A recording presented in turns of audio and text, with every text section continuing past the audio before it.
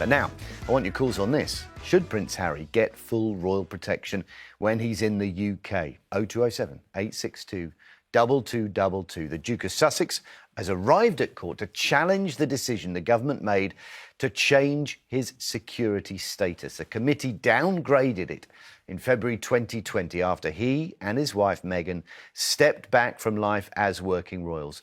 Last year, the High Court told Harry the decision was lawful, but the Court of Appeal has now allowed Harry to challenge the decision, and his lawyers claim that he inherited a security risk at birth for life. He said he'd be happy to pay for the security himself, but Home Office lawyers oppose the idea of allowing wealthy individuals to buy security from the police. Is that the way it works, Yasmin? If we're going to accept that DNA makes you a royal, does DNA guarantee you police protection for life that we all pay for? You know, I'm not a royalist at all. But I think there is an issue here about what is he being punished for? Why is it a punishment? I think it's a punishment because there's been years now since before Harry and Meghan left the country, or in my view, had to leave the country because of the hatred, really, that was being whipped up by certain sections of the press and other people against them. We live in very volatile times, okay? And it seems to me that for him, who provokes a lot of anger in this country, because he wrote, after the book he wrote, people forget, incidentally, that Charles spoke about how unhappy he was with his own parents on the Jonathan Dimbleby show and how cold they were to him. And nobody remembers that, as if he's broken some kind of a religious code. So I think his life is in danger. And anybody whose life is in danger, who's a prominent person, especially as he's offered to pay for it. OK, but isn't this a transaction? Very simply, he stops providing us with the service of being a royal, all of the what's entailed with public life. He moves to another country. We can't carry on providing no, but he if can he pay doesn't for give it. us that Why service can't back. he pay for it? Look, his life. How would his father? Because you can't pay for the police. You can't. No, none of us can pay for the police. He can pay for security if he's willing. People say, "Why should we pay for it?" That's the one argument. But also, if Charles and William don't deal with this situation and something happens to him, because something could, Mike, yeah, then what will they say? Mike. I mean, contrary. In the cacophony of opinions surrounding Prince Harry, Yasmin Alibhai-Brown's voice stands out. Known for her sharp intellect, she supports the Duke of Sussex, recognising the injustice in Harry's security battle. Alibhai-Brown reminds us this isn't about royal privilege, it's about fundamental rights. Her support underscores the importance of looking beyond the surface and grappling with core issues. This isn't about celebrity gossip. It's about the safety and dignity of a man dedicated to service. It's about a father's right to protect his children. Alibhai-Brown's voice is a powerful reminder that we cannot stand by idly while injustice prevails. In a world often characterized by apathy, her support for Harry is a call to action. Let us heed her call and stand with Harry in his fight for security, dignity and justice. Since stepping back from their roles as senior royals, Prince Harry and his family have faced a constant battle for security. Stripped of their UK police protection, they've been left vulnerable. This isn't about luxury, it's about the fundamental right to safety. Harry, a husband and father, is simply trying to protect his family. The decision to remove Harry's security was met with widespread criticism. Many argued it was a vindictive move designed to punish the couple. Whatever the motivation, the outcome is clear. Harry and his family have been put at risk. This isn't just about physical safety, it's about peace of mind. Harry's security struggle is a stark reminder that even those in the public eye are entitled to safety and security. Perhaps the most painful aspect of Harry's security ordeal is the deafening silence from his own father, King Charles. This silence is not just a lack of words, it is a void that echoes through the corridors of the royal family. This silence speaks volumes, revealing a chasm of understanding and empathy. It is a silence that cuts deeper than any spoken word, a silence that signifies a profound disconnect. For a man who has built his reign on the promise of a more modern, compassionate monarchy, Charles's inaction feels like a profound betrayal. His silence undermines the very principles he vowed to uphold. Many expected Charles to act as a mediator, to bridge the gap between Harry and the institution. They hoped he would be the voice of reason, the one to bring harmony to a fractured family. Instead, he has remained silent, seemingly content to let his son fight his own battles. This inaction has left Harry isolated, struggling to find his place within a family that appears indifferent to his plight. This silence is not neutrality. It is a tacit endorsement of the system that has put Harry and his family at risk.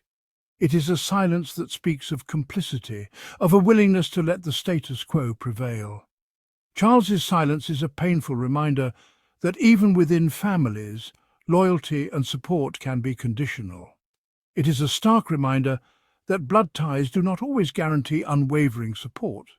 It's a stark illustration of the power dynamics at play, where even a king can be rendered powerless by the weight of tradition and expectation. In the end, it is a poignant reminder of the human cost of maintaining a centuries-old institution.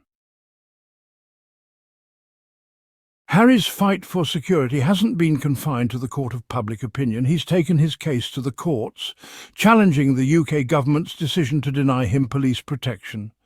These legal battles are about more than just security. They're about principle, justice and fairness. In a landmark ruling, the High Court ruled that Harry should be allowed to challenge the government's decision. This was a significant victory, affirming Harry's right to due process and justice. However, the battle is far from over, with Harry facing an uphill battle against a powerful establishment. These legal battles are a testament to Harry's courage and his unwavering commitment to his beloved family. It's important to remember that Harry is willing to pay for his own security. This decision underscores his commitment to ensuring the safety of his loved ones regardless of the cost. This isn't about freeloading, it's about taking responsibility for his family's safety. Harry understands the importance of protection in a world where threats are ever present. The fact that Harry is even having to fight for this basic right is a damning indictment of the system. It highlights the flaws and inconsistencies within the establishment that should be safeguarding its members. It exposes the hypocrisy of an establishment that claims to value family and security, yet is willing to put one of its own at risk. This contradiction is not only troubling, but also raises questions about the true priorities of the institution. Harry's willingness to pay for his own security is a testament to his character. It shows his determination to protect his family, even if it means going against the grain. It shows that he is motivated by a deep love for his family and a desire to protect them from harm. This love drives him to take actions that ensure their well-being, no matter the obstacles. This isn't just about money, it's about sending a message. Harry's actions challenge the status quo and call for a re-evaluation of what security means in today's world. It's about challenging the notion that security is a privilege reserved for the few, rather than a right that should be afforded to all. By standing up for his right to protect his family, Harry is advocating for a broader conversation about equality and justice in security measures. The treatment of Harry and his family exposes a glaring hypocrisy at the heart of the British establishment. Despite their dedication and service, they find themselves ostracised and sidelined. While the UK government readily rolls out the red carpet for wealthy oligarchs, it seems unwilling to extend the same courtesy to one of its own. The contrast is stark and troubling. This double standard is impossible to ignore.